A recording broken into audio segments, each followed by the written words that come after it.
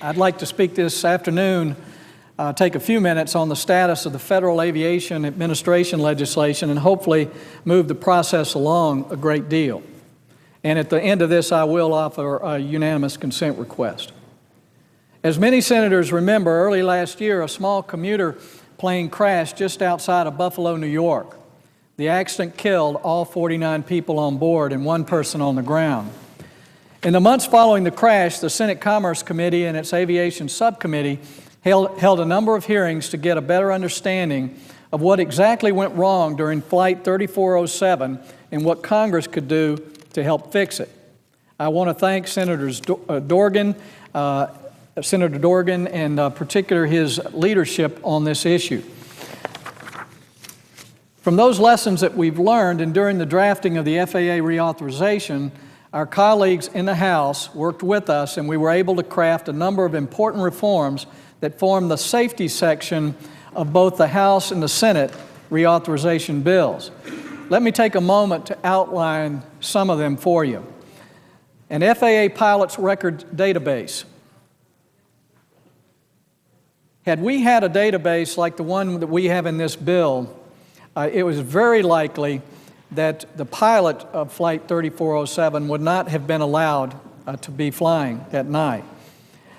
Also, increased hourly requirements for co-pilots. If we had had these requirements, the co-pilot on Flight 3407 would have had more experience, and we may have averted a disaster.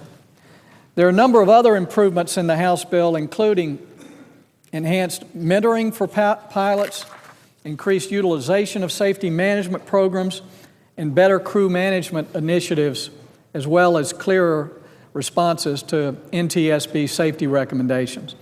All of these reforms will go a long way to improving aviation safety. Sadly,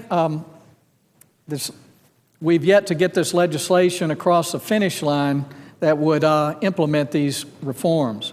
Parochial politics, political payoffs, and backroom deals are keeping these important safety measures from passing. Some members are trying to cut special deals for special flights to their states. Numerous members are looking to impose new taxes on travelers already burdened by too much taxation.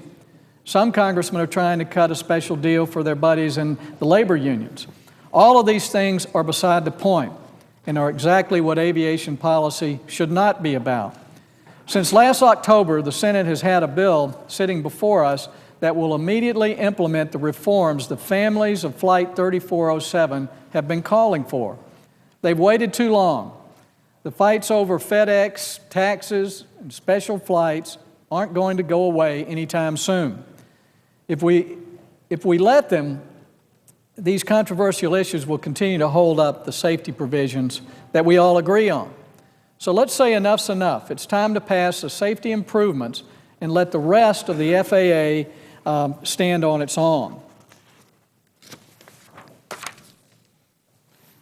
So, Mr. President, I'd like to ask unanimous consent that the Committee on Commerce be discharged from further consideration of H.R. 3371 and the Senate proceed to its immediate consideration, that the bill be read a third time and passed, the motion to reconsider be laid on the table. Is there objection? Madam President, I object. The objection is heard.